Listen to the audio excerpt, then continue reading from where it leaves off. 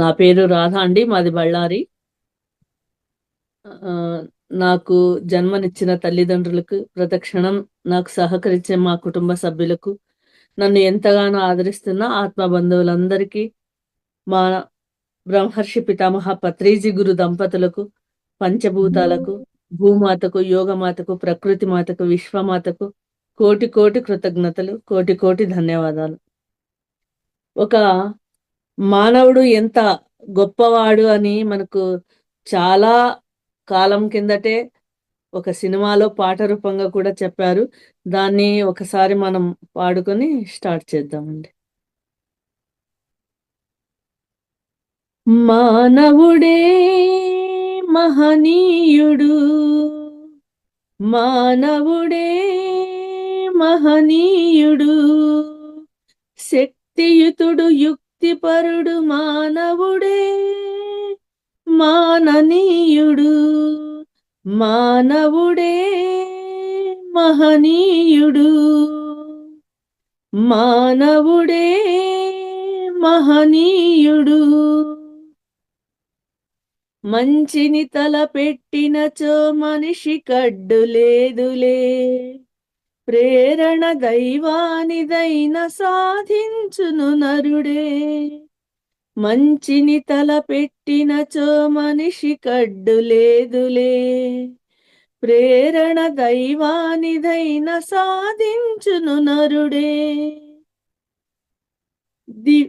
మానవుడే మహనీయుడు, మానవుడే మహనీయుడు. దివిజ గంగ భువి దింపినగ భగీరథుడు మానవుడే, సుస్థిర తారగా మారిన ధ్రువుడు కూడా మానవుడే.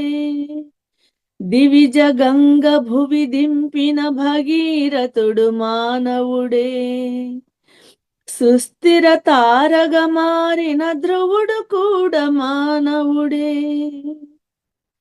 సృష్టికి ప్రతి సృష్టి చేయు విశ్వామిత్రుడు నరుడే, సృష్టికి ప్రతి సృష్టి చేయు విశ్వామిత్రుడు నరుడే. జీవకోటి సర్వములో, జీవకోటి సర్వములో శ్రేష్టతముడు మానవుడే, మానవుడే మహనీయుడు, మానవుడే మహనీయుడు. గ్రహరాశులనధిగమించి ఘనతారల ప్రథము నుంచి, గ్రహరాశులనధిగమించి ఘనతారల పథము నుంచి, గగనాంతర రోదసిలో గంధర్వగోళ తతుల దాటి, గగనాంతర రోదసిలో గంధర్వగోళ తతుల దాటి, చంద్రలోకమైన దేవేంద్రలోకమైన, చంద్రలోకమైన దేవేంద్రలోకమైన వందితో జయించి మరల భూమికి తిరిగి రాగలిగే మానవుడే మహనీయుడు, మానవుడే మహనీయుడు. శక్తియుతుడు యుక్తిపరుడు మానవుడే మాననీయుడు, మానవుడే మహనీయుడు. చూడండి, మానవుడి గురించి ఎంత గొప్పగా చెప్పారు. అంటే మన శక్తి గురించి మనకు తెలియదు. ఎప్పుడైతే మనం ధ్యానం చేస్తామో అప్పుడు మన శక్తి గురించి మనకు తెలుస్తుంది.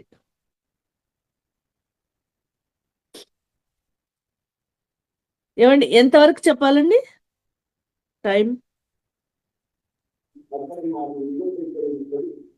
మేడం 9:40 మేడం, 10:20 వరకు కూడా అవుతుంది. ఓకే అండి, అద్భుతంగా పాడారు madam. Thank you very much. Thank you. నాకు పాటలు పాడేటంటే చాలా ఇష్టం మేడం. ఉంటాయి ఇట్లాంటి పాటలు. నాకు ఎక్కువగా క్లాస్‌లో గూడా మీరు పాటలు పాడండి అనే చెప్తూ ఉంటారు ఎక్కువగా. Thank you very much. Okay. Okay. మన పత్రిజీ సర్‌దే కాన్సెప్ట్ 5 ఫింగర్స్‌ది. మోస్ట్‌లీ మీకు తెలిసి ఉంటుందేమో! కానీ ఒకవేళ తెలిసి ఉంటే మళ్ళీ ఒకసారి మననం చేసుకుందామండి అంతే. కొత్త వాళ్ళంతా చాలా మంది ఉన్నారులేండి మేడం, మనకు చెప్పచ్చు. ఓకే. మన చేతికి ఏమి 5 వేళ్ళు ఉంటాయి కదా! ఈ 5 వేళ్లలో ఇది వచ్చేసి భౌతిక శరీరం అని అంటామనమాట. రెండోదొచ్చేసి ఫింగర్ రింగ్ వచ్చేసి మనస్సు. మధ్యది వచ్చేసి బుద్ధి. ఇది వచ్చేసి జీవాత్మ. ఇది వచ్చేసి సర్వాత్మ. ఈ ఇది వచ్చేసి భౌతిక శరీరం అంటే ఇది మన తల్లిదండ్రుల ద్వారా పంచభూతాల ద్వారా మనకు ఈ శరీరం లభించి ఉంటుంది. అందుకే మన ఈ పంచభూతాలు సాక్షి అంటే పంచభూతాలు అనేది ఎవరి కంట్రోల్‌లో ఉండవు. అవి స్వేచ్ఛగా ఉంటాయి అవి. చూడండి మనము చిన్న పిల్లలు ఉన్నప్పుడు స్కూల్‌కెళ్ళినప్పుడు మనం పిల్లలకేం చెప్పించి పంపం. ఏదైనా నీకు వస్తే ఇలా చెయ్యి, ఇలా చెయ్యి అని. కానీ ఆటోమేటిక్‌గా అక్కడ క్లాస్‌లో వెళ్ళాలంటే ఇదే చూపిస్తారు. అంటే ఇది పంచభూతాలకి ప్రతీక అని. సో, అట్లా ఇది వచ్చేసి మన చేతిలో అంత చిన్న వేలు అని కూడా మనం చెప్పుకుంటామనమాట.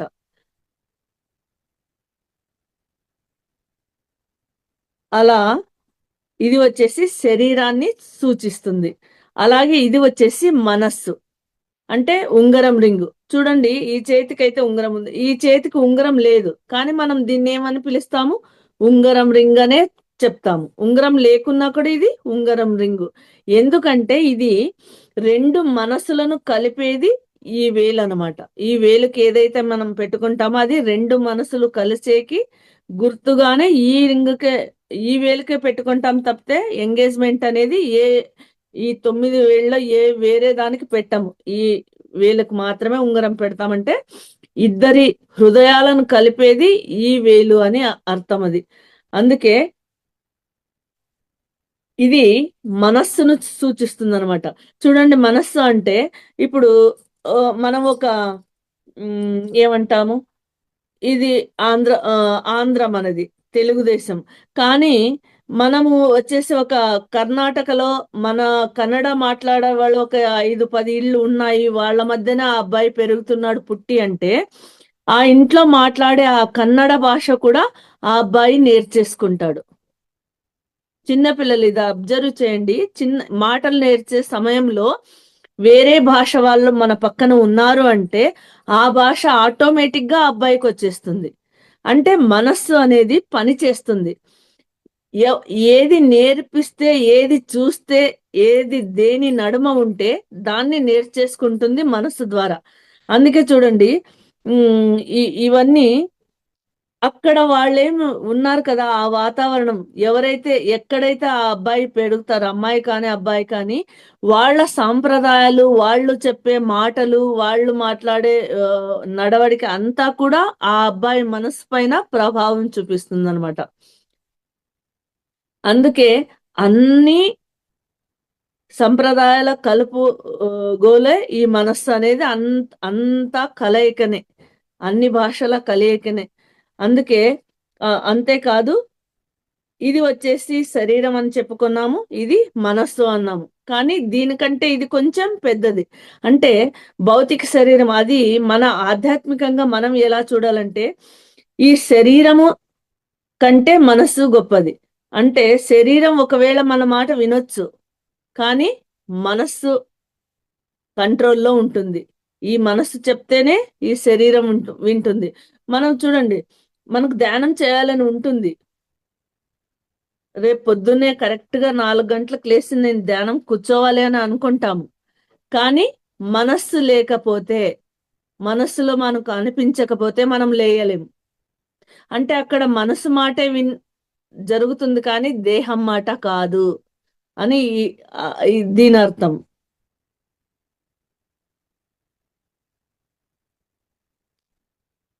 అందుకే ఈ మనస్సు కంట్రోల్లో ఈ శరీరం ఉంటుంది తప్పితే ఈ శరీరం చెప్పినట్ల మనస్సు వినదు. ఇది మనందరికీ తెలిసింది.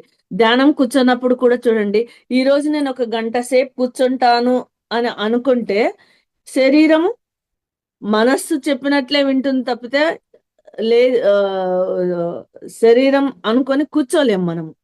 అలా దీనిని శరీరాన్ని శాసించేదే మనస్సు అని.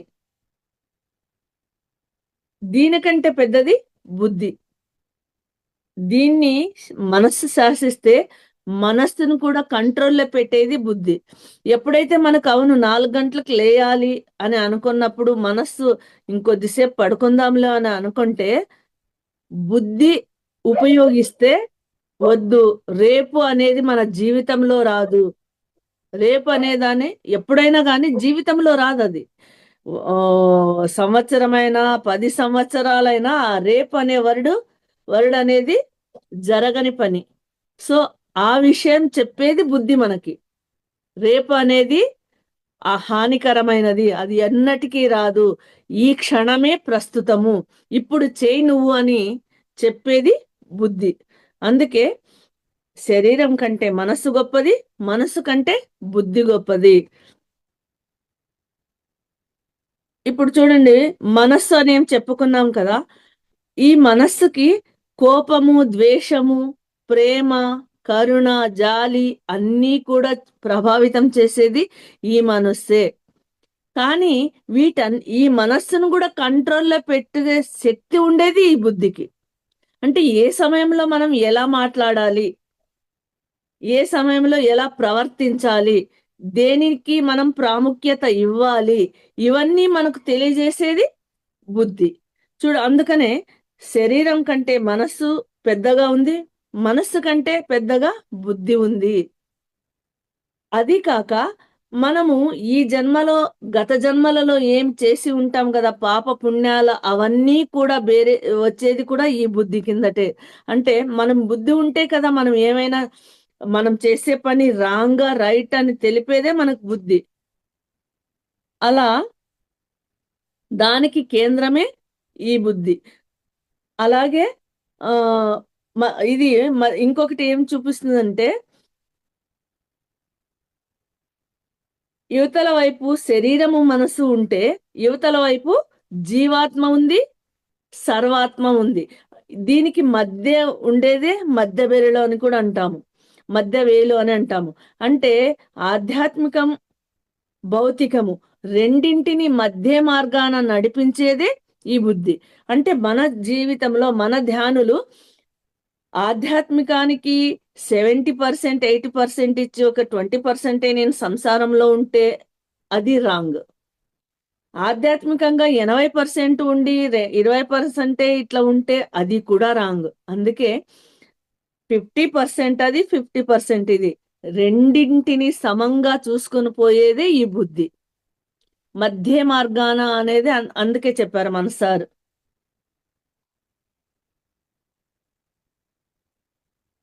తర్వాత ఇది జీవాత్మ. మనం ఏదైనా మనం చూపించాలి అంటే మనకు తెలియకుండానే మనకు వచ్చేది ఈ వేలు, ఇలా చూపిస్తుంది. అందుకే ఇది చూపుడు వేలు అని కూడా మనం చెప్తాము. అంటే ఎవరు అని తెలియజేసేది ఆ శరీరం మాత్రమే కాదు, మనస్సు మాత్రమే కాదు, బుద్ధి మాత్రమే కాదు, ఇవన్నీ చేరితేనే ఆ నువ్వు అయ్యేది.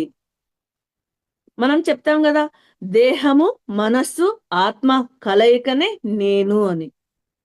అలా ఇది చూస్తే యాక్చువల్గా ఆత్మ అనేది ఎప్పుడూ ఉంటుంది. ఆత్మకి చావు లేదు, మనందరికీ తెలుసు. నీటిలో నానదు, అగ్నిలో కాల్చదు. కానీ ఈ దేహంలో ఆ ఆత్మ వచ్చినప్పుడు ఏమవుతుందంటే అది జీవాత్మ అవుతుంది.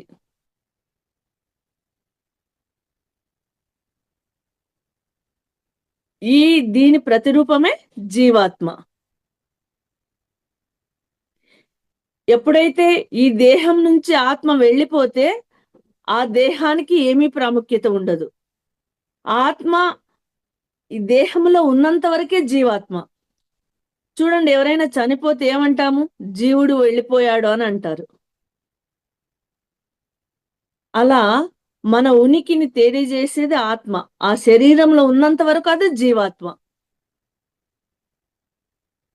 తర్వాత ఈ వచ్చేసి సర్వాత్మ.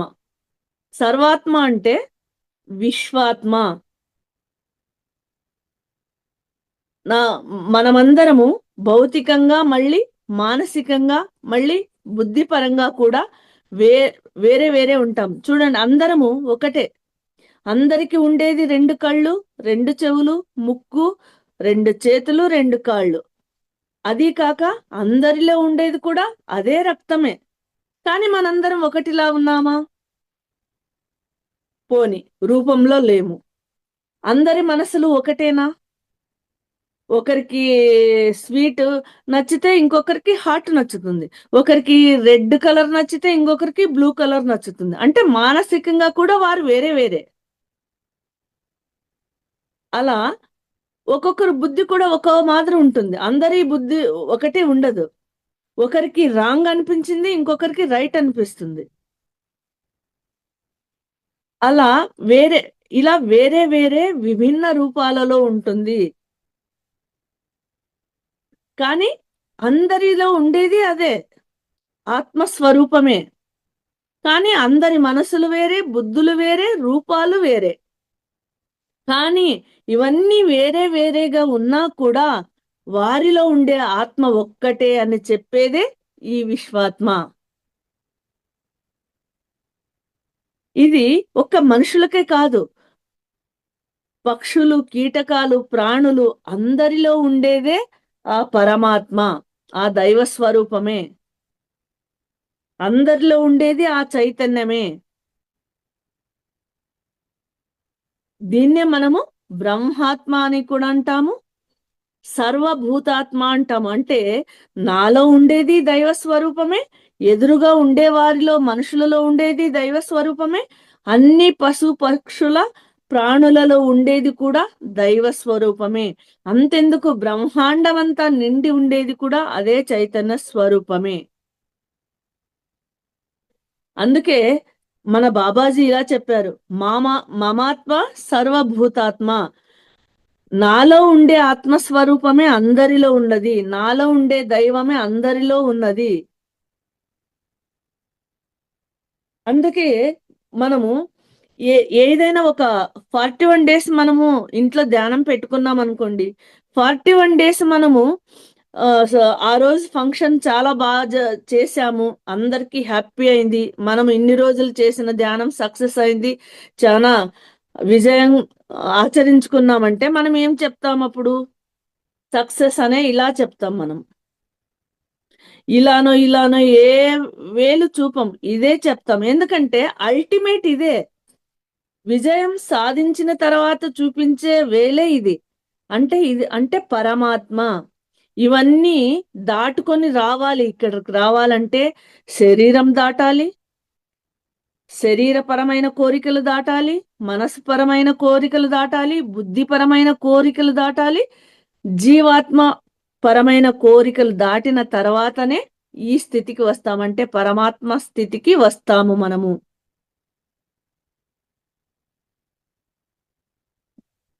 ఇది ఇదైతే తర్వాత మనము ఇంకొక ముద్ర గురించి, మన బాబా ముద్ర. మనందరికి తెలుసు, రజనీకాంత్ సార్ ది ఫిల్మ్ బాబా అని. ఆయన ఇట్లా పెడుతూ ఉంటాడు. దీని అర్థం ఏమిటంటే ఈ ఫింగర్ రింగ్ తర్వాత ఈ బుద్ధి, ఈ రెండింటిని ఈ విశ్వాత్మతో కప్పివేసినప్పుడు, అంటే దీని అర్థం ఏంటంటే ఈ శరీరము జీవాత్మ, ఈ రెండింటిని కంట్రోల్లో పెట్టుకుంటే జీవాత్మ శరీరం మన కంట్రోల్లో ఉంటాయి. అంటే ఇక్కడ మనము ఉపయోగించాల్సింది ఎక్కువ బుద్ధి. సరి అయిన సమయంలో మన బుద్ధిని ఉపయోగించాలి, మన మనసును మన కంట్రోల్లో తెచ్చుకోవాలి. ఇప్పుడు చూడండి, చిన్న పిల్లలు స్కూల్కి వెళ్ళను అని మారం చేస్తారు. ఎందుకంటే రోజు ఇంట్లో బాగా ఫ్రీగా ఆడుకొని ఒకసారి స్కూల్కి వెళ్ళి కూర్చో 1 గంట సేపు 2 గంటల సేపు అంటే ఆ పిల్లలకి కొత్తది, అది ప్లేస్ నచ్చనిది. అక్కడ ఫ్రీడమ్ ఉండదు, ఒకరు చెప్పినట్లు వినాలి. అలా అని చెప్పేసి మనము వద్దులే నీకు నచ్చదు నువ్వు ఇంట్లో ఉండని అంటామా? లేదు. కంపల్సరీ నీకు జ్ఞానం రావాలి అంటే నువ్వు స్కూల్కి వెళ్ళాలి. కానీ ఆ అబ్బాయి ఒప్పుకోవట్లేదు. కానీ మనం ఊరుకుంటామా? బుజ్జగిస్తాం. నీకు చాక్లెట్ ఇస్తాను వెళ్ళు, నీకు కావలసిన స్వీట్ చేసి పెడతాను వెళ్ళు, నీకు బొమ్మ కొనిస్తాను వెళ్ళు అని ఎలా అయితే ఆ పిల్లవానికి నచ్చజెపుతామో మన మనస్సుకు ఈ బుద్ధి అనేది నచ్చజెప్పాలి. నువ్వు చేస్తే నీ లైఫ్ ఇలా ఉంటుంది, నువ్వు ఉన్న స్థితి నుంచి ఉన్నత స్థితికి ఎదుగుతావు అని చెప్పేదే ఈ బుద్ధి. ఎప్పుడైతే ఈ బుద్ధి మాట మనసు వింటుందో అప్పుడు పరమాత్మునికి దగ్గరవుతాం మనము. చూడండి ఇంకొకటి, మనము ధ్యానం చేయాలంటే ఎక్కడో హిమాలయాలకు వెళ్ళనవసరం లేదు. అంటే శరీరాన్ని కష్టపెట్టే అవసరం లేదు. చాలా సులభమైన రీతిలో మనం ఈ ధ్యానం చేస్తున్నాం. ఎక్కడో కొండ మీద కూడా మనం ఎక్కే అవసరం లేదు. నీళ్లలో వెళ్ళి ధ్యానం చేయాలి లేదు. ఒంటి కాలుపై నిలబడి తపస్సు చేయాలి అది లేదు. చాలా సులభంగా మనము ఈ ధ్యానం చేస్తున్నాము. అందుకే ఈ శరీరాన్ని మనము నెగ్లెక్ట్ చేయరాదు, నిర్లక్ష్యం చేయరాదు. మనకు పంచభూతాల ద్వారా, మన తల్లిదండ్రుల ద్వారా మనకు లభించిన ఈ శరీరాన్ని ఒక మనస్సు బుద్ధి మన దాంట్లో తెచ్చుకొని ఏది సరైనది ఏది సరికానిది అన్న విచక్షణతో మనము పెట్టుకుంటే ఈ శరీరం కానీ జీవాత్మ కానీ పరమాత్మలో లయం అవుతాయి అనేదే దీని అర్థం. నిజం, మనము ఎంత సులభంగా ధ్యానం చేస్తున్నాం చెప్పండి. ఏమైనా కష్టపడుతున్నామా? సహజంగా మనం తీసుకునే శ్వాస, సహజంగా మనం వదిలే శ్వాస, దీనిని గమనించడమే మనం చేసే పని తప్పితే ఏదైనా బరువులెత్తడం గాని, ఎక్కడికో వెళ్ళడం గాని, లేకపోతే ఏమి ఆహారం లేకుండా నిరాహారంగా ధ్యానం చేయడం గాని, ఇట్లాంటివి ఏ కండిషన్స్ లేవు మనకి. ఇంత సులభమైన ధ్యానాన్ని మనకు ప్రసాదించిన ఆ బ్రహ్మర్షి పితామహ పత్రిజీ గారికి ఎన్ని ధన్యవాదాలు చెప్పినా కూడా నిజంగా తక్కువే. ఏ ఆసనాలు వేయడం అవసరం లేదు, ఏమి చేయడం లేదు. అలాగే ఈ ఆ, ఈ వేలు అంటే మనస్సు బుద్ధి, వీటిని మాత్రం మనము ఎప్పుడు నియంత్రణలో పెట్టాలి. అలా పెట్టడమే, ఎప్పుడైతే మనం మనస్సును కంట్రోల్లో పెట్టుకుంటామో బుద్ధి ద్వారా, అదే మనం చేసే ఆలోచన రహిత స్థితికి ఏం చేయాలి? మన మనస్సునే మనము కంట్రోల్లో తెచ్చుకోవాలి, బుజ్జగించాలి. నువ్వు చెయ్యి, సాధన చేస్తే నీకు జీవితంలో తిరుగు ఉండదు, ఇది నీకు ఒక బ్రహ్మాస్త్రంలా పనిచేస్తుంది, నువ్వు ప్రతి క్షణం ఆనందంగా జీవించాలంటే నీకు ధ్యానం అత్యవసరము అని మనం ఎలా అయితే మనము బుద్ధి ద్వారా మన మనసుకు నచ్చ చెపుతామో, ఎప్పుడైతే ఆ పని చేస్తామో ఆ మనస్సుకు అది నచ్చుతుంది. మనస్సుకు నచ్చేలా చెప్పాలి, కష్టపడేలా చెప్పరాదు, అది భయపడేలా మనం చేయరాదు. ఎలాగైతే మనం పిల్లల్ని బుజ్జగిస్తామో అలా, అంటే ఇందులో ఏదో మంచి ఉంది అని బుజ్జగించి మనం 41 డేస్ ఎందుకు పెట్టామంటే, ఒక మనిషి 41 డేస్ ఏదైతే క్రమం తప్పకుండా చేస్తాడో దాన్ని జీవితమంతా అలవాటు చేసుకుంటాడు, అలవాటుగా మారిపోతుంది. అందుకే ఆ 41 డేస్ మండల ధ్యానం అని పెట్టిండేది. అలాగే ఈ మనస్సు అనేది ఏముంది కదా, అంటే కొన్ని ప్రాంతాలలో కొన్ని నమ్మకాలు ఉంటాయి. ఇవన్నీ కూడా ఆ మనస్సు ద్వారానే. మన మనసుకి భయం ఏమైనా చేయాలంటే ఫస్ట్ ఏది, మనసులో భయం, మనకు ఎక్కడో ఏదో తప్పేమో, ఎక్కడో ఏదో రాంగ్ ఏమో అని మనల్ని భయపెట్టేదే మనస్సు, బుద్ధి కాదు. ఎప్పుడైనా అలా భయపడినప్పుడు కానీ, ఏదైనా ఆ పరిస్థితి వచ్చినప్పుడు కానీ మనం కొంచెం బుద్ధితో ఆలోచిస్తే అది నిజమా కాదా, ఇది నిజమా కాదా అని దాన్ని విశ్లేషిస్తే అప్పుడు మనకు అర్థమవుతుంది. అందులో ఏ భయము ఉండదు. ఆ మూఢనమ్మకం అనేది వదిలేస్తాం. అంతెందుకండి, మనందరికీ తెలుసు, మనము ఈ ధ్యానంలోకి రాకముందు బయటికెళ్ళేటప్పుడు ఏదో ఒక పిల్లి ఎదురొచ్చిందంటే మళ్ళీ వాపస్ వచ్చి కూర్చొని ఒక గ్లాస్ నీళ్లు తాగి బయటికి వెళ్ళేవాళ్ళం. కానీ ఇప్పుడు అలా చేస్తామా? ఎందుకంటే ఇప్పుడు మనకు బుద్ధి పనిచేస్తుంది. నాలో ఉండేది దైవ స్వరూపమే. ఆ పిల్లిలో ఉండేది కూడా అదే ఆత్మ స్వరూపమే. అదే దైవ స్వరూపమే. దానివల్ల నాకేమి ఎఫెక్ట్ కాదు. నీవు ఏం ఆలోచన చేస్తావు దానివల్ల నీకు ఎఫెక్ట్ అవుతుంది అని తెలుసుకోవడమే జ్ఞానము. అంటే ఈ ధ్యానం ద్వారా మనకు తెలుసుకున్నాం. అందరము ఒక్కటే అన్నప్పుడు అది ఎదురు వస్తే లాభం నష్టం ఏంటి? అలాగే అది కూడా అనుకోవచ్చు కదా! మనం ఎదురెళ్ళాము దానికి ఆహారం దొరుకుతుందో లేదో అని. కానీ మళ్ళీ అలా వెళ్ళినప్పుడు పనులు ఎందుకు జరగవు అంటే మన ఆలోచనే. అరే పిల్లి వచ్చింది అవుతుందో లేదో? నీ వెళ్ళిన పని అవుతుందో లేదో ఈ ఒక అనుమానమే అక్కడ పని కాకుండా జరుగుతుంది తప్పితే మన ఆలోచన ద్వారానే అది పని కాదు. అది పిల్లి వల్ల కాదు. అలాగే మనం ఇంకొకటి కూడా ఆలోచించాలి. మనం బయటికెళ్ళేటప్పుడు చెప్తూ ఉంటాం పువ్వులు, పళ్ళు, పాలు నిండుకుండా ఎదురు వస్తే చాలా మంచిది అని. కానీ అలా వెళ్ళినప్పుడు మనం సంతోషంగా వెళ్తూ ఉంటాం. ఒక్కోసారి కాకుండా కూడా వాపసొస్తాం.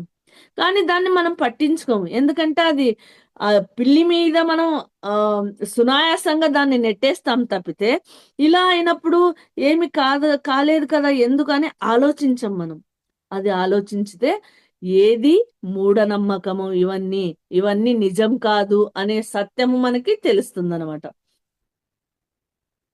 అలాగే ఆహ్, అరిషడ్ వర్గాలంటే కామ, క్రోధ, మోహ, మాత్సర్యాలు కూడా ఈ మనస్సు నుంచి ఏర్పడినవే. ఇవన్నీ మనము ఎలా ఉన్నామని తెలిపేదే మనలో ఉండే ఈ గుణాలు. ఎప్పుడైతే మనం ఈ గుణాలతోనే ఉంటామో, ఒక వ్యక్తిగా మనల్ని ప్రతిబింబించేదే ఈ గుణాలు. మనలో ఉండే ఈ గుణాలు. అదే ఒక వ్యక్తిలో అహంకారము, స్వార్థము, నిర్లక్ష్యము, కోపము, ద్వేషంతో ఉండేవారిని మనమేమంటాం? అబ్బా! ఆయన చాలా క్రూరమైన మనిషి అంటాం. ఎట్లా చెప్తాం మనం మనిషిని చూసి? ఆయన మాట్లాడే విధానము, ఆయన నడుచుకునే విధానము, ఆయన ఏ సమయంలో ఎలా ప్రవర్తిస్తాడు, వీటన్నింటిని చూసి చెప్తాము. ఇప్పుడు దుర్యోధనుడిని అంటాం గదా! ఎంతటి అహంకారం ఆయనకి అని అంటాం. దుశ్శాసనుడికి అంటాము. అదే పాండవులకి ఏమంటాం? వాళ్ళలో ఉండే ప్రేమతత్వము, వాళ్ళలో ఉండే కరుణాతత్వము, అందరికి వారిచ్చే గౌరవము. అంటే ఆ మనుషుల్లో ఉండే గుణాలే ఆ వ్యక్తిత్వాన్ని చూపుతుంది అని.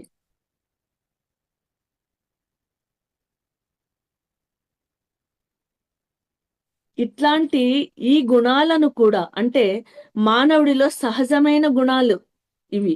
2 గుణాలేంటి? ఒక మంచి గుణాలు, ఒక చెడు గుణాలు. ఇందాక చెప్పినట్టు అహంకారము, కోపము, ద్వేషము, స్వార్థము, నిర్లక్ష్యము, ఎవ్వరికి సహాయం చేయకపోవడము, ఇవన్నీ చెడు గుణాలైతే, ప్రేమతో ఉండడము, కరుణతో ఉండడము, సహాయం చేయడము, సేవ చేయడము, నిస్వార్థంగా ఇవన్నీ మంచి గుణాలు. ఎప్పుడైతే మనం ధ్యానం చేస్తామో క్రమం తప్పకుండా మనలోని ఆ నెగెటివ్ గుణాలన్నీ కన్నీళ్ల రూపంలో, ఒళ్ళు నొప్పుల రూపంలో, ఆవులింతల రూపంలో బయటికెళ్ళిపోతాయి. అప్పుడు మిగిలినవి ఆ ప్రేమ, కరుణ, మమత, ఇంకొకరికి సహాయం చేసే గుణము, నిస్వార్థత ఇవి మన సొంతమవుతాయి. అంటే ఈ మనస్సుని నియంత్రణ చేసేదేది? విశ్వా విశ్వాత్మ మాత్రమే. ఈ మనస్సును, బుద్ధిని కట్టడి చేసేది విశ్వాత్మ. అంటే మనలో ఉండే ఆ దైవ గుణమే. అవి ఎప్పుడొస్తాయి? ఈ గుణాలన్నీ ధ్యానం చేస్తే వెళ్ళిపోవడం వల్ల అందుకే మానవుడే మాధవుడు అని.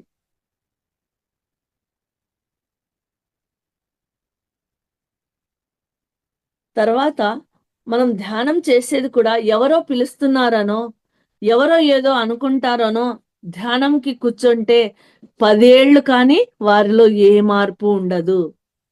ఎప్పుడైతే నేను చేసేది ఒక పవిత్రమైన తపస్సు, ఆ మహాదేవుడు చేసే తపస్సే నేను చేసే ధ్యానము, ఆంజనేయ స్వామి చేసే ఆ తపస్సే ఇప్పుడు నేను చేస్తున్న ధ్యానం అని నమ్మకంతో, విశ్వాసంతో ధ్యానం చేస్తే ఖచ్చితంగా ఫలితం ఉంటుంది. ధ్యానం అనేది మన తల్లిదండ్రుల మీద మనకు ఎంత గౌరవం ఉంటుంది, మన పిల్లల మీద మనకు ఎంత ప్రేమ ఉంటుంది, మనం ఇన్ని రోజులు పూజించే ఆ భగవంతుడి పైన ఎంత భక్తి శ్రద్ధతో పూజిస్తాము.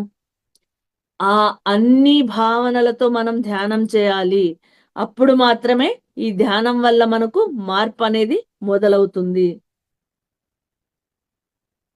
ఈ ధ్యానంలో మాత్రమే మనము ఆ విశ్వాత్మను చేరుకోగలము.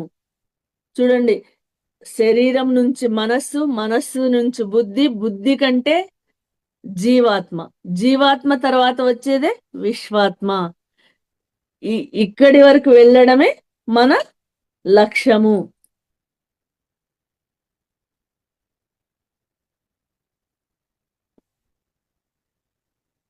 ఈ జ్ఞానం అనేది కూడా అల్ప స్వల్ప జ్ఞానము అంటే ఏమంటారు చూడండి, పూర్తిగా జ్ఞానం తెలిసిన వాడికి మనం ఏమైనా చెప్పొచ్చు. ఎందుకంటే ఆయన ఏం చెప్పినా కూడా ఓకేలే వీళ్ళకి తెలిసినది ఇంత, ఆ ఆ, అది ఏ జ్ఞానం అనేది నాకు తెలుసు అని ఆయన మెల్లగుంటాడు, ఏమి చెప్పడు. ఎందుకంటే ఆయన అన్ని తెలిసిన మనిషి. ఇప్పుడు పత్రి సార్ చూడండి, ఏమీ తెలియని వాడి దగ్గర అలానే ఉంటాడు, అన్ని తెలిసిన వాళ్ళ దగ్గర అలానే అంటే జ్ఞాని. ఆయన ఎవరి దగ్గర ఎలా ఉండాలి అలా ఉంటాడు. అదే అరా అర్థం తెలిసిన జ్ఞాని దగ్గరనే చాలా డేంజర్. ఏమీ తెలియని వాడికి మనం చెప్పొచ్చు, బాగా వింటాడు. ఎందుకంటే నాకేం తెలియదురా, ఈయన చెప్పింది వినాలనే మనసుతో ఉంటాడు, ఆ బుద్ధితో వాడు వింటాడు. అన్ని ఆ అన్ని తెలిసిన వారు ఓకేలే, ఏం చెప్పినా ఓకే, ఇంకా ఆ స్థితిలో ఉన్నాడు. తర్వాత ఆ స్థితి తెలుస్తుంది, తర్వాత తర్వాత తెలుసుకుంటాడు అని ఆయన ఊరికే ఉంటాడు, అన్ని తెలిసిన జ్ఞాని. కానీ ఈ అర్థం తెలిసిన వారు మాత్రము ఒక పట్టాన మెచ్చరు. అంటే అంటారు చూడండి, అరమూర్ఖుడు అని. ఆయన ఏది ఒప్పుకోడు, ఇది రాంగ్ అంటాడు, ఇది రాంగ్ అంటాడు. అట్లాంటి వాళ్ళతో మనము జాగ్రత్తగా ఉండాలి, అప్పుడు మన బుద్ధిని ఉపయోగించాలి.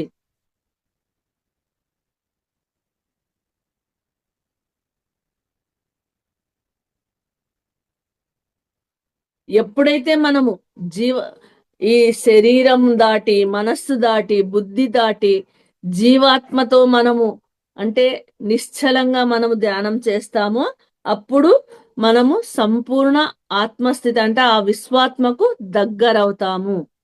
ఇది ఈ మానవుడే మాధవుడే అయ్యే రీతి ఇదన్నమాట.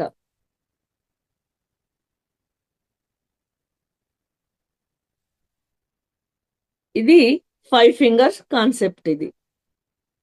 తర్వాత కొంచెం భగవద్గీత గురించి చెప్పుకుందామండి. చిన్నగా ఒక్కొక్క లైన్ లో చెప్పుకుందాం, ఎందుకంటే ఇది మన ధ్యానులకు చాలా అవసరమని నా భావన. ఒకటి, తప్పుడు ఆలోచన మాత్రమే జీవితంలో సమస్య. చూడండి, ఎప్పుడైనా మనము ఆలోచన చేసేది కూడా అది మంచిగా ఆలోచించామనుకోండి, అది మన జీవితానికి దారిదీపం అవుతుంది. అదే మనం కొంచెం తప్పుగా ఆలోచించాము ఆ రోజంటే ఆ ఒక్క ఆలోచనతో మొత్తం లైఫే స్పాయిల్ అవుతుంది. అంటే ఏదైనా ఒక రాంగ్ స్టెప్ వేసామంటే అప్పటి నుంచే డౌన్ ఫాల్ స్టార్ట్ అవుతుంది. అందుకే ఆలోచన చేసేటప్పుడు కూడా మనము ఎరుకతో చేయాలి. అలాగే సరైన జ్ఞానం మన సమస్యలకి సరైన జ్ఞానం మన సమస్యలన్నింటికి అంతిమ పరిష్కారం. సరైన జ్ఞానం ఏంటి? ఇప్పుడే నేను ఇందాక చెప్పాను, ధ్యానం రేపు చేయొచ్చులే, మర్నాడు చేయొచ్చులే అని అనుకుంటూ ఉంటే ఆ రేపు అనేది జీవితంలో రాదు. ఎప్పుడైతే ధ్యానం చేస్తే నేను తెలుసుకుంటాను, ప్రశాంతంగా నేను జీవిస్తాను, ఎక్కడికో వెళ్ళనవసరం లేదు, నా సమస్య ఇది, నాకు ఆన్సర్ చెప్పండి, నాకు దారి చూపండి అని ఎవరిని ఇలా అడగాల్సిన అవసరమే లేదు. ధ్యానం చేస్తే అన్నింటికి పరిష్కారం అని అంటారు కదా అని తెలుసుకొని మనం ఎప్పుడైతే ధ్యానం చేస్తామో, చెప్పారు కదా మన గురువు గారు, ధ్యానం వల్ల జ్ఞానము, జ్ఞానం వల్ల మోక్షము. మోక్షము అంటే ఏంటి? ముక్తి. రెండు ఒకటే. అంటే ఎప్పుడైతే మీరు ధ్యానం చేస్తారో మీరు ఏవైతే బాధలు అనుభవిస్తున్నారో వాటికి ముక్తి దొరుకుతుంది, అంటే వాటి నుంచి బయటపడతారు. ఏవైతే కష్టాలు అనుకుంటారో వాటి నుంచి బయటపడతారు, అంటే ఆ కష్టాల నుంచి ముక్తి. జ్ఞానం లేకున్నప్పుడు, ఇప్పుడు మనము ధ్యానం ఉంది, ఆ జ్ఞానం ఉంది కాబట్టి మనకు చిన్న చిన్న సమస్యలు ఎదురైనా ఓకే, దీని నుంచి మనం ఏదో నేర్చుకోవాలి అనే జ్ఞానంతో దాన్ని స్వీకరిస్తాం. ఎక్కడ నేను తప్పు చేశాను, నేను ఎక్కడ ఏది దిద్దుకోవాలా అనే జ్ఞానం మనకు వచ్చినప్పుడు అది చేయకుండా అలా ఎప్పుడైతే మనం పరిష్కరించుకుంటామో దాని నుంచి బయటపడతాం. అదే జ్ఞానం లేకుంటే, అందుకే సమస్యలకి అంతిమ పరిష్కారం ఏంటంటే జ్ఞానమే. అలాగే నిస్వార్థం అనేది ప్రగతికి మరియు శ్రేయస్సుకు ఏకైక మార్గం. చూడండి, మనము ఆ సపోజ్ ఇప్పుడు దేవుడి దగ్గరికే వెళ్ళాము. దేవుడా, నాకు ఈ జాబ్ వస్తే నీకు 101 కాయలు కొడతాను అని అంటే అది రాంగ్. అది అంటే స్వార్థం కోసం నీవు అక్కడ వెళ్ళావు, కోరికతో వెళ్ళావు. అలాగే ధ్యానం చేసేది కూడా, నేను నాకు జాబ్ రావాలి అని ధ్యానం చేస్తే అది కూడా రాంగే. అది తొందరగా అయ్యే పని కాదు. నిస్వార్థంగా ఎప్పుడైతే ఆలోచిస్తామో దానికి తొందరగా పరిష్కారం దొరుకుతుంది. దీనికి ఒక చిన్న కథ చెప్తానండి. ఇంకా ఉంది టైం. సీతాయనంలో సీత ఆమెని పట్టుకెళ్ళి బంధించినప్పుడు అక్కడ ఆమె ఏమి ఆహారమే తీసుకోదు అస్సలు. ఓన్లీ పళ్ళతో మాత్రమే జీవిస్తుంటుంది, రోజు గడుపుతుంటుంది. అందరూ ఆశ్చర్యపోతారు అక్కడ చెలికత్తెలు అట్లా. ఎందుకంటే ఆమె ఏమి ఆహారం తీసుకోకున్నా ఆమె ముఖంలో తేజస్సు అనేది అట్లే ఉంటుందన్నమాట, ఎక్కడ తగ్గదు. అంటే మనం ఒక పూట తిన్నాము, ఇంకొక పూట తినలేదంటే మన ముఖం చెప్పేస్తుంది ఏదో ఇంత డల్ గా ఉన్నావే అని, నిశ్శక్తిగా అయ్యావే అని. కానీ సీతామాతకి అట్లా ఆహారం ఏమీ తీసుకోకపోయినా ఆమె ముఖంలో తేజస్సు అలా ఉంటుంది. ఎందుకంటే ఆమె ప్రతిరోజు ధ్యానం చేసేది, గంటలు గంటలుగా ధ్యానంలోనే కూర్చునేది సీతామాత. అందువల్ల ఆమె మీద ఆమెకు ఆత్మవిశ్వాసం ఎక్కువ. ఆ రావణుడికి లొంగలేదు ఆమె. అప్పుడు రావణుడి భార్యకు ఆశ్చర్యం వేస్తుంది. సీతామాత అంట ఏమీ తినకున్నా కూడా ఆమె చాలా తేజస్సుతో ఉందంట, ఎంత శక్తివంతురాలు, అది ఎలా ఉంటుంది చూద్దాం ఆమెను అని చెప్పేసి ఒకసారి సీతామాత దగ్గరకు వచ్చి ఆమె మాట్లాడేది చూసి తాను ఆశ్చర్యపోయి ఆమెకు అడగాలనిపిస్తుంది. ఏమని? మా ఆయన రావణుడు ఎంతో మంది స్త్రీలను బంధించి వాళ్ళని చంపేశాడు. అట్లాంటి అంతమంది ఆడవాళ్ళని హింసించిన నేను ఒక ఆడదాన్ని. కానీ నాకు మా ఆయన మీద ఎందుకు కోపం రావట్లేదు, నేనెందుకు ఆయన ద్వేషించట్లేదు, నాకు ఇది అర్థం కావట్లేదు అని ఆమె అడుగుతుంది సీతామాతని. అప్పుడు ఆమె ఒక 5 నిమిషాలు కొద్దిసేపు ధ్యానం చేసి చెప్తుంది సీతామాత, నువ్వు గత జన్మలో చాలా అపురూప సౌందర్యవతి నువ్వు. మీ నాన్న అందుకని నా కూతురికి ఇంకా మంచి వరుణ్ణి తెస్తాను, ఇంకా మంచి వరుణ్ణి తెస్తాను అని చెప్పేసి నీకు వయస్సు అయిపోయేంత వరకు వెయిట్ చేశాడు. ఆ తర్వాత నువ్వు వయసు అయిపోయిన తర్వాత నీకు నువ్వుగా ఒక ప్రతిజ్ఞ చేసుకున్నావు, నాకు ఇంకో జన్మ అంటూ ఉంటే నాకు వచ్చే భర్తకు నేను అన్ని విధాలా సహకరిస్తాను అని నువ్వు ప్రాణం విడిచావు, ఆ మాట అనుకున్నావు అని సీతామాత చెప్తుంది. మళ్ళీ ఇందులో ఏమి తప్పుంది అని ఆ మాత అడుగుతుంది. రావణి భార్య అడిగితే అప్పుడు సీతామాత చెప్తుంది, నువ్వు అలా కోరుకోవడంలో తప్పు లేదు, కానీ ఆ పని నాకు లభించే భర్త విశ్వ కళ్యాణం కోసం సేవ చేసేవాడిలా ఉండాలి. నేను విశ్వ కళ్యాణం చేస్తే నాకు ఆయన సహకరించాలని ఇలా ఒక వర్డ్ నువ్వు యాడ్ చేసి ఉంటే ఇలా ఉండేది కాదు అని చెప్తుందామె. అలా నిస్వార్థం అనేది ప్రగతికి శ్రేయస్సుకు ఏకైక మార్గము. అందుకే నిస్వార్థంతో మనం ఆలోచించాలి. మనం ధ్యానం చేసి మనకు ఇది కావాలి, అది కావాలి, ఇది ఏది కోరేది వద్దు, సరెండర్ అయిపోవాలి. కృష్ణుడు చెప్పాడు కదా, నువ్వు చేసే పని నువ్వు చేయి, ఫలితాలను నాకు వదులు. ధ్యానం చేయడం ఒక్కటే మన కర్తవ్యం. అలాగే ప్రతిచర్య ప్రార్థన యొక్క చర్య కావచ్చు.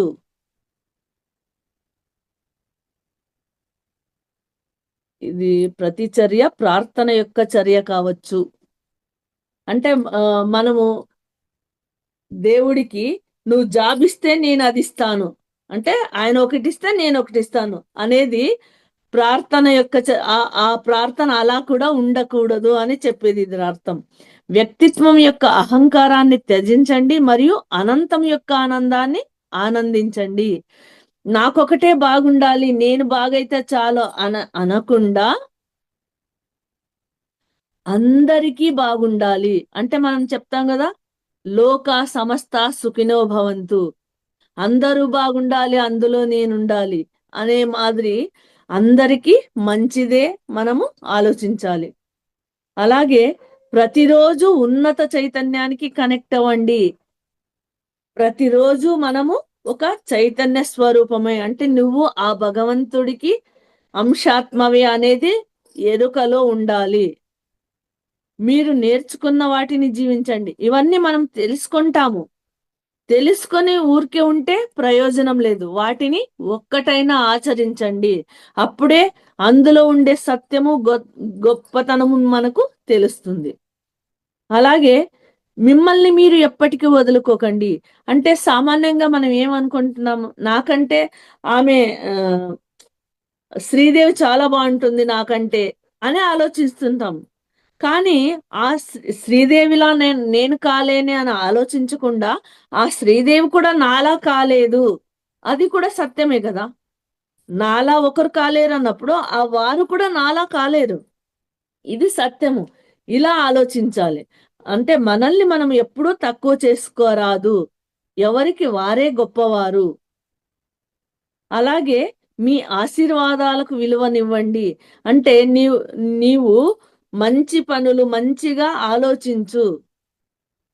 నీకు మంచి అవకాశాలున్నాయి, వాటిని ఉపయోగించుకో. వరాలుగా మలుచుకో, వాటిని శాపాలుగా చేసుకోకు. ఇప్పుడు మానవ జన్మ లభించింది, దీన్ని వరంగా మార్చుకోవాలి మనము, వేస్ట్ గా చేసుకోరాదు. ఎప్పుడైతే మనం ధ్యానం చేస్తామో ఇది వరంగా, అంటే ఆశీర్వాదంగా. ఈ మానవ జన్మ లభించింది ఆశీర్వాదమే, కానీ మనం ధ్యానం చేయకపోతే ఇదే శాపము. ఆ పనులు ఈ పనులు చేసుకుంటూ పోతే మళ్ళీ కర్మలు యాడవుతాయి. అలా అలాగే చుట్టూ ఉన్న దైవత్వాన్ని చూడండి. అవును, ప్రతి ఒక్కరిలోనూ ప్రతి జీవిలోనూ దైవమే ఉన్నాడు. అప్పుడు చూడండి, ఈ ద్వేషం అనేదే రాదు, కోపం అనేదే రాదు. ఎవరైనా ఏదైనా అన్నా కూడా మనం ఏం చేస్తాము, అరే వాళ్ళు ఇలా ఉన్నారని వాళ్ళ స్థానంలో ఉండి మనము ఆలోచిస్తాం. ఎందుకంటే వాళ్ళలో కూడా మిమ్మల్ని చూసుకుంటున్నారు. ఏ కోపము రాదు, ఏ ద్వేషము రాదు. అలాగే సత్యాన్ని యథాతథంగా చూడడానికి తగినంత శరణాగతి కలిగి ఉండండి. అంటే ఎప్పుడైతే మనం సరెండర్ అవుతామో, నేను నాలో ఉండేది దైవ స్వరూపమే, ఈ బ్రహ్మాండం అంతా ఉండేది కూడా అదే దైవ స్వరూపమే, ఇది సరెండర్ అయితే ఈ సత్యం మనకు తెలుస్తుంది. అందుకే సరెండర్ అయి ధ్యానం చేయాలి. నాకు ఇది కావాలి అది కావాలి అని కోరికలతో ధ్యానం చేయరాదు. చెప్తారు కదా మన సదానంద గురువు గారు, ఒక వ్యక్తి కానీ, ఒక కష్టం కానీ, ఒక రోగం కానీ, ఒక సమస్య కానీ ఏ సమయంలో రావాలి ఆ సమయంలో వస్తుంది, ఎన్ని రోజులు ఉండాలి అన్ని రోజులు ఉంటుంది, ఎప్పుడు వెళ్ళాలి అప్పుడు వెళుతుంది. దానికి ప్రత్యేకంగా మనం ధ్యానం చేయాల్సిన అవసరం లేదు. మన ధ్యానం ఎంతసేపు ఉన్నా మన ఆత్మశక్తిని పెంచుకోవడానికే చేయాలి అని. అలాగే మీ మనసును ఉన్నతంగా గ్రహించండి.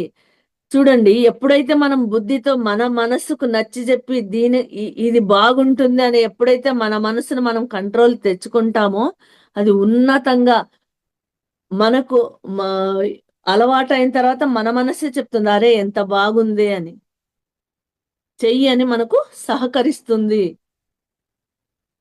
అలాగే మాయ నుండి విడిపోయి దైవానికి అనుబంధం కండి. మాయ ఏంటి? ఇవన్నీ అశాశ్వతము. ఇప్పుడు మనం ఇందాక ఏం చెప్పుకున్నాం కదా, ఒక స్వీట్ తినడం గాని, ఒక చీర తెచ్చుకోవడం, ఇవన్నీ క్షణిక సుఖాలు. ఒక ఇల్లు, కొత్త ఇల్లు అని ఎన్నాళ్ళు అంటాం మనము? 6 నెలల వరకు అనొచ్చు, పోనీ సంవత్సరం తర్వాత మామూలు ఇల్లే, కొత్త అనేది పోతుంది. కార్ అయినా అంతే, అంతెందుకు మనం ఇంట్లో ఒక మిక్సీ తెచ్చామంటే కొత్తలో దాన్ని ఎంత బాగా తుడుస్తుంటామో, ఎక్కడ ఒక్క మరక కూడా పడకుండా దాన్ని తుడిచిపెడుతూ ఉంటాం. కానీ అది పాతగయిన తర్వాత పట్టించుకోము గూడా. అలాగా ఇదంతా ఎందుకంటే అది మాయ అది. శాశ్వతం కానిది. శాశ్వతమైనది ఏది? దాన్ని మనం పట్టుకోవాలి. శాశ్వతమైనది ఆ సత్యాన్ని మనం తెలుసుకుంటే ఆ మాయ నుండి మనము బయటపడతాము. మనలో ఉండేది ఆ దైవము. అది మనం తెలుసుకుంటే అందరిలో ఉండేది అదే దైవమే. ఇది తెలుసుకుంటే ఆ మాయకు మనము అంటుకోము. అలాగే మీ దృష్టికి సరిపోయే జీవన శైలిని గడపండి. అంటే మనము ఏమి చూస్తున్నాము దాన్ని కూడా మనము విశ్లేషించి, ఆలోచించి ఇప్పుడు ఫోన్‌లను చూడండి. ఏవేవో వస్తుంటాయి. అన్నింటి వెంట మన దృష్టి పోతే మన మైండ్ డిస్టర్బ్ అవుతుంది. మనము దారి తప్పుతాం. ధ్యానం చేసేది విడిచి మళ్ళీ వీటికే చూసేకే టైం సరిపోతుంది. మనకు ధ్యానం చేసేకి ఇంక టైం దొరకదు. ఇంక వేరే ఏ సత్సంగం వినడానికి టైం దొరకదు. అందుకే చెప్పిందేంటంటే మీ దృష్టికి సరిపోయే అంటే మనకి ఏం కావాలి ముఖ్యము? దానిని మనం చూడాలి. అలాగే దైవత్వానికి ప్రాధాన్యత ఇవ్వండి. దైవత్వానికి ప్రాధాన్యత ఇవ్వడం అంటే మళ్ళీ బయట ఉండే దైవత్వం కాదు. నీ లోపలే ఉన్నాడు ఆ దైవము. దానికి విలువనివ్వండి. ఆత్మకు కావలసిన పనులు చేయండి. అలాగే మంచిగా ఉండటమే ప్రతిఫలం. ఇందాక చెప్పాను మనలో 2 గుణాలు ఉంటాయి. ఎప్పుడైతే ధ్యానం చేస్తామో ఆ చెడు గుణాలు పోతాయి. మంచి గుణాలు మనమవుతాయి. అలా ధ్యానం చేసినప్పుడు మనకు అర్థమవుతుంది. అలాగే ఆహ్లాదకరమైన వాటిపై హక్కును ఎంచుకోవడం శక్తికి సంకేతం. మనకు బుద్ధి ఉంది కదా! ప్రకృతిలో గడపాలి. స్నానం చే నదులలో స్నానం చేయాలి. పౌర్ణమి ధ్యానం చేయాలి. సత్సంగంలో ఉండాలి. మనకి ఆత్మకు అవసరమైన పనులు చేయాలి. తర్వాత చివరిది విడవండి దేవునితో ఐక్యతకు వెళదాం. ఏంటి విడచాలి? ఇవే అరిషడ్ వర్గాలు. ఈ దేహంపై మమకారము. అలా అని మనం దేహాన్ని కూడా నిర్లక్ష్యం చేయరాదు. ఎందుకంటే దేహం ఉంటేనే కదా మనకు ఆత్మ నుంచి ఏవైనా పనులు సాధిద్దామనే ఈ దేహాన్ని తీసుకొచ్చాం. మళ్ళీ దీన్నే నెగ్లెక్ట్ కూడా చేయరాదు. కానీ ఎప్పుడు ఎలా ఉపయోగించుకోవాలో అది తెలిసి ఉండాలి. ఈ ఎప్పుడైతే ఇవన్నీ చెడు గుణాలను తొలగించుకొని మంచి గుణాలతో మనము ప్రతినిత్యము ధ్యానం చేస్తామో ఆ భగవంతుడికి దగ్గరవుతాము. అంటే మనలో ఉండే భగవంతుడికే. ఎప్పుడైతే మనలో భగవంతుడికి ఎప్పుడైనా కోపం వస్తుందా? ఎవరి మీదైనా ద్వేషం వస్తుందా? నేనే గొప్పవాడిని అన్న అహంకారంగా ఉంటాడా? ఇవేవి భగవంతుడి లక్షణాలు కావు. భగవంతుడు ఎలా ఉంటాడు? ఎవరినైనా గాని సమదృష్టితో చూస్తాడు. ఒక జ్ఞాని ఎలా ఉంటాడు? మన పత్రి సారు. ఆయన విఐపి అయినా ఆయనలోని ఆత్మనే చూస్తాడు. ఆయన బీదవాడైనా ఆయనలోని ఆత్మనే చూస్తాడు. అది భగవంతుడికి ఉండే లక్షణాలు. అలా మనము కూడా ఆ లక్షణాలను మనము కూడా తెలుసుకోవాలి. ఆ భగవంతుడికి దగ్గరవ్వాలి. మనలో ఉండే భగవంతుడికి అని. ఇది సారాంశం అండి. చాలా హ్యాపీగా ఉంది. నాకు ఇంతటి అవకాశాన్ని ఇచ్చిన మీకు కోటి కోటి కృతజ్ఞతలు.